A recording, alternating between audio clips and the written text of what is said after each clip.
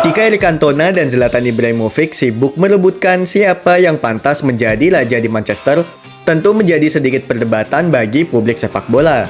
Keduanya jelas pemain hebat di generasi masing-masing. Cantona dengan kerah bajunya yang terangkat, dan Zlatan dengan egoismenya yang luas. Namun jika raja memiliki teritori mereka sendiri, raja di London jelas Thierry Henry. Chelsea boleh berbangga dengan Didier Drogba. Tottenham boleh menepuk dada dengan Teddy Sheringham. Namun hanya satu pemain di era awal 2000-an yang bisa membuat Arsenal bermain rancak dan mewujudkan benar apa makna sepak bola cantik bagi publik Inggris dengan ciri khas kick and rush dan haus hiburan. Datang sebagai pemain buangan dari Juventus, pemain berkepala plontos tersebut menjelma sebagai pencetak gol terbanyak Arsenal sepanjang masa melewati catatan Ian Wright. Thierry Henry adalah prototipe penyerang modern yang kini tampak pada sosok Lionel Messi atau Luis Suarez, serta David Villa pada puncak karirnya. Jika mengingat transformasinya yang brilian dari pemain sayap kiri, lalu menjadi penyerang tengah, bomber asal Prancis tersebut mungkin mirip dengan pesona Cristiano Ronaldo saat berseragam Real Madrid. Di masa 2000-an awal tak banyak penyerang kelas dunia yang hadir di Inggris selain Thierry Henry dan Dennis Bergkamp, yang secara kebetulan keduanya berseragam Arsenal. Itu artinya mereka tak hanya bermain bagus di level klub saja, tapi juga memiliki catatan bagus kala bermain di level internasional. Memang banyak penyerang gaek di Liga Inggris saat itu. Andy Cole dan Dwight Yorke di Manchester United, Gianfranco Zola di Chelsea, atau Michael Owen yang baru bersinar di Liverpool.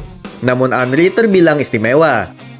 Pasalnya, pemenang Piala Dunia 1998 bersama Perancis tersebut adalah kombinasi dari kekuatan lari dan gaya menggiring bolanya, kreativitas tingkat tinggi di level teknik dan umpan imajinatif, hingga tendangan pressing fenomenal dan kemampuan duel satu lawan satu.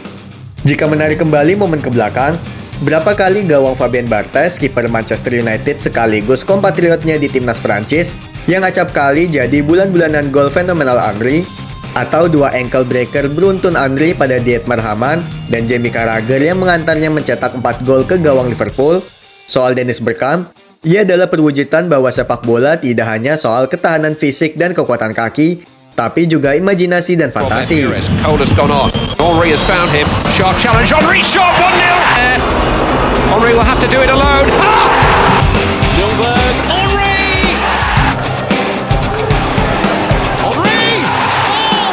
Namun Thierry Henry adalah kombinasi semua hal yang disebutkan dalam satu paket. Andai mau menggunakan analisis sederhana kenapa Arsenal masih juga puasa gelar Liga usai unbeaten pada musim 2003-2004 lalu, kegagalan Arsene Wenger menemukan kembali sosok penyerang sekaliber Thierry Henry adalah kepingan yang luput dari pengamatannya. Bomber kelahiran 17 Agustus 1977 tersebut adalah penyerang Arsenal pertama sepanjang sejarah yang bisa mencetak 30 gol dalam 38 pertandingan Liga.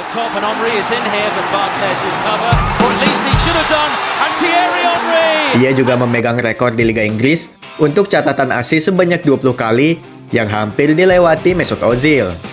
Kombinasi kemampuan mencetak gol dan kesanggupan menggelontorkan puluhan assist membuat patung Thierry Henry sangat layak berdiri megah di Stadion Emirates untuk menghabiskannya sebagai raja di Arsenal, juga London.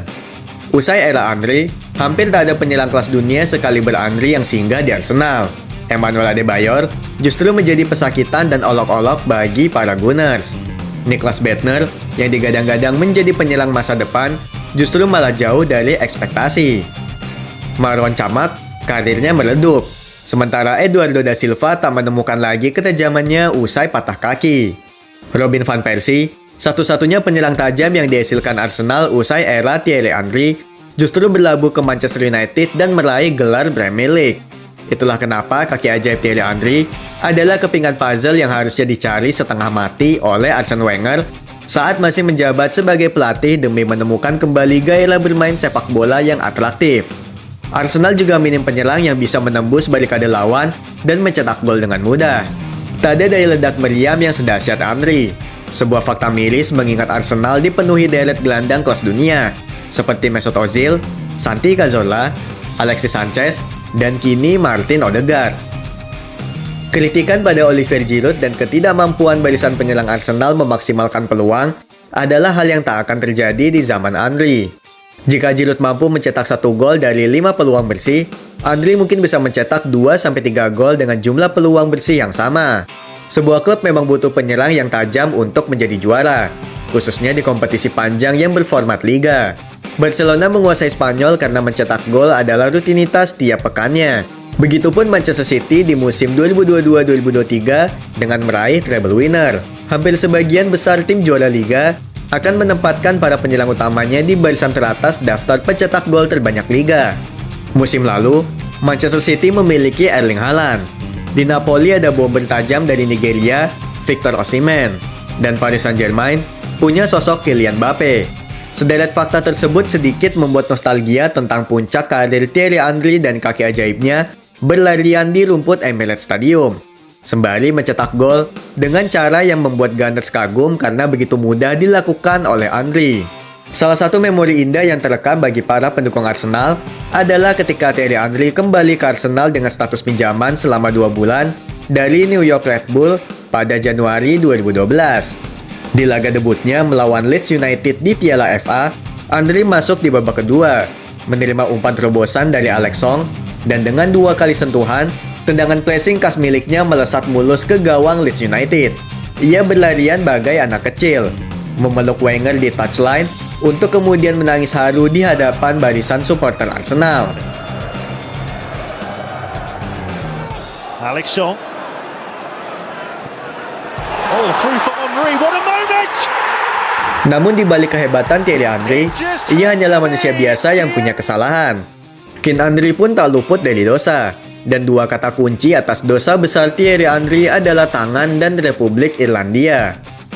Dosa yang membuat Thierry Henry takkan pernah dilabeli alien oleh publik sepak bola dunia karena jelas dan nyata, ia adalah manusia yang membantu negaranya demi tampil di Piala Dunia 2010 meski dengan cara kontroversi.